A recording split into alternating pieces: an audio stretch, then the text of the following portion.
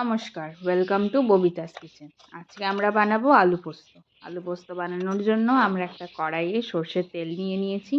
সর্ষের তেলটা গরম হয়ে গেলে আমরা ফোড়নে দেব পাঁচফোড়ন।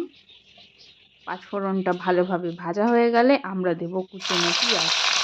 পেঁয়াজটাকে আমরা ভালো করে ভেজে নেব।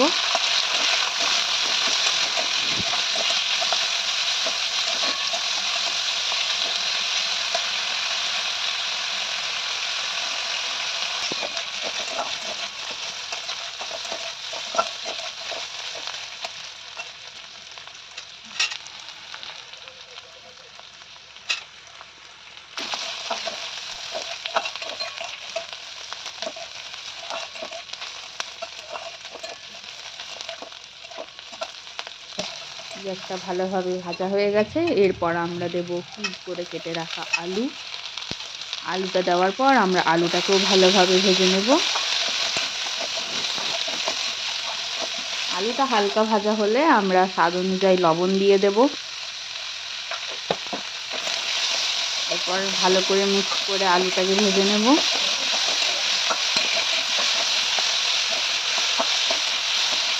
এরপর আমরা জল দিয়ে দেব আলুটা সেদ্ধ করার জন্য।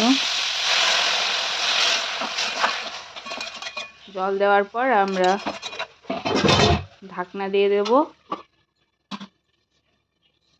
এদিকে আলুটা সেদ্ধ হোক। এবার আমরা পোস্ত বেটে নেব। তো পোস্ত বাটার জন্য আমি একটা মিক্সার গ্রাইন্ডার জার নিয়ে নিয়েছি, ওর মধ্যে আমি পোস্ত দিয়ে দিলাম।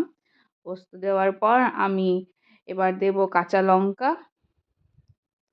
কাঁচা লঙ্কা দেওয়ার পর জল দিয়ে দিলাম। এরপর পোস্তটাকে ভালোভাবে বেটে নেব।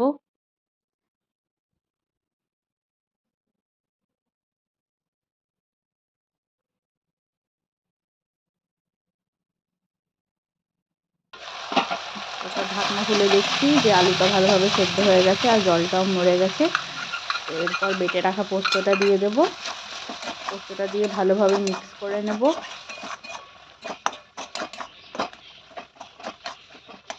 আমাদের আলু পোস্ত রেডি। আপনাদের এই ভিডিওটা ভালো লেগে থাকলে please do like, comment, share and subscribe.